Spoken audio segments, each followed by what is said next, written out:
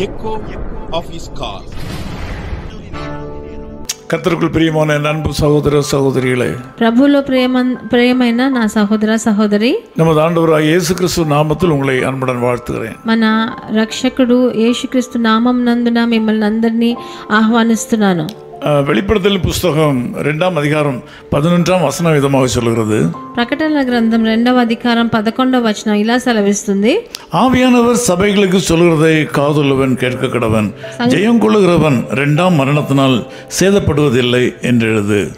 సంఘములతో ఆత్మ చెప్పుచున్న మాట చెవిగలవాడు వినుగాక, జయించువాడు రెండవ మరణము వలన ఏ హానియు చెందడు అని రాయబడి ఉన్నది.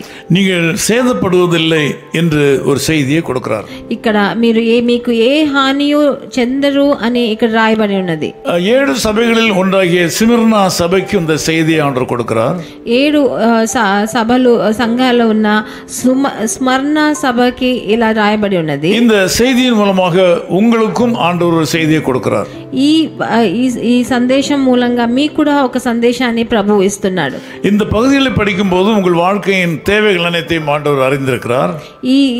ఇది చదివేటప్పుడు మీకున్న అక్కర్లన్నీ ప్రభువు తెలుసుకొని ఉన్నాడని మనకు అర్థమవుతుంది. அவரே முந்தினவர், ఆయనే ముందు ఉన్నవాడు, அவரே பிந்தினவர், ఆయనే ఆఖరివాడు కూడా, அவரே மரித்து உயிர்த்தெழுந்தார் என்று வேதம் சொல்கிறது. ఆయనే మరణించి మళ్ళీ పునరుద్ధారుడయ్యాడని మనకి వచనం చెప్తుంది. உங்கள் அனுதின வாழ்க்கையில் நடக்கிற காரியங்களை ஆண்டவர் அறிந்திருக்கிறார். మీకు ఒక రోజు జరిగే మీ జీవితంలో జరిగే సంఘటనలన్నీ ఆయనకు తెలుసు.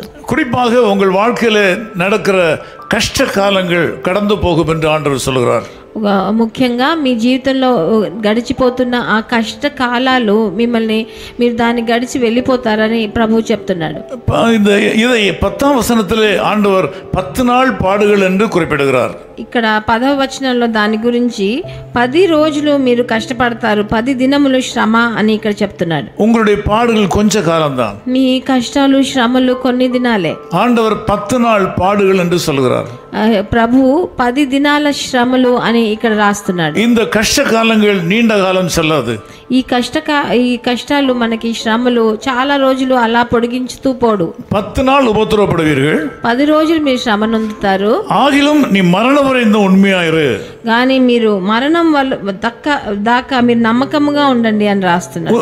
ஒன்று உன்னை சேதப்படுத்துவது இல்லை, ఒక్కటి కూడా మీకు హాని எந்த காரியமும் உங்களை சேதப்படுத்தாது, ఏ కార్యము మీకు హాని తీసుకురాదు అని చెప్తున్నాడు. ஆகவே ஆண்டவர் சொல்லுகிற காரியம், అందుకనే ప్రభు చెప్పే విషయం ఏంటంటే, நீங்கள் இன்றைக்கு ஒரு கடினமான பாதை வழியாக செல்லலாம்.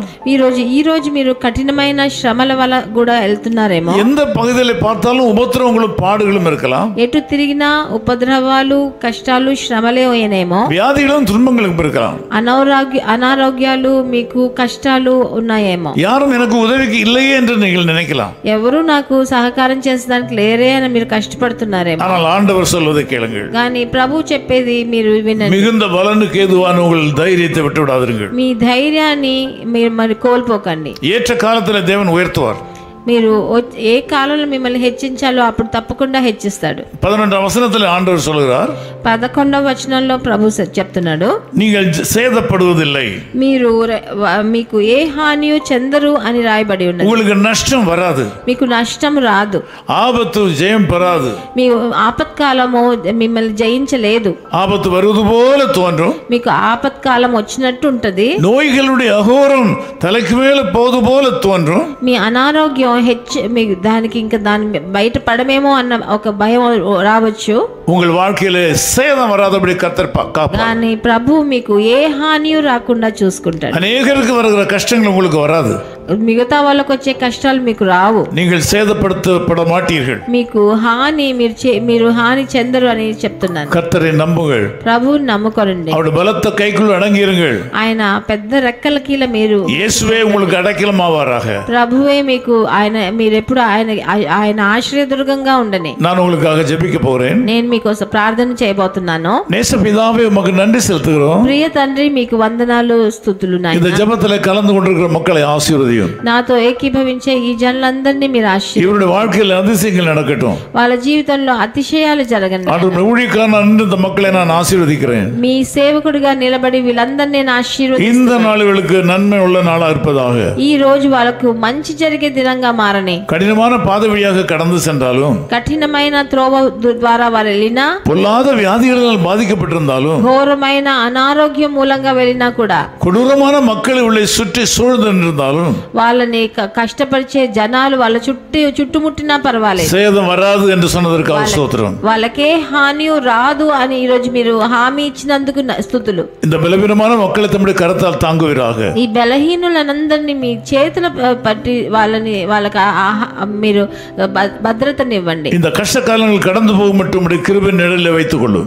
ఈ కష్టకాలన్నీ గడిచిపోయేదాకా మీ కృప నీడలో ఉంచండి తండ్రి. యేసు క్రీస్తువిன் నామத்தில் ஜெபிக்கிறோம் பிதாவே. ప్రభువైన యేసుక్రీస్తు నామం నందున వేడుకుంటున్నాం నాయనా. ஆமென். ఆమేన్.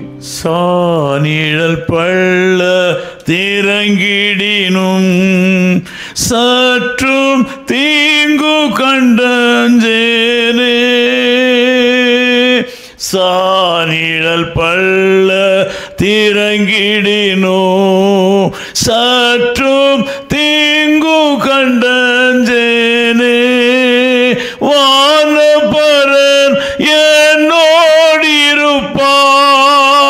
வலை தடியும் கோலுமே தேற்றும் தேவபிதா எந்தன் மேய்ப்பனல்லோ.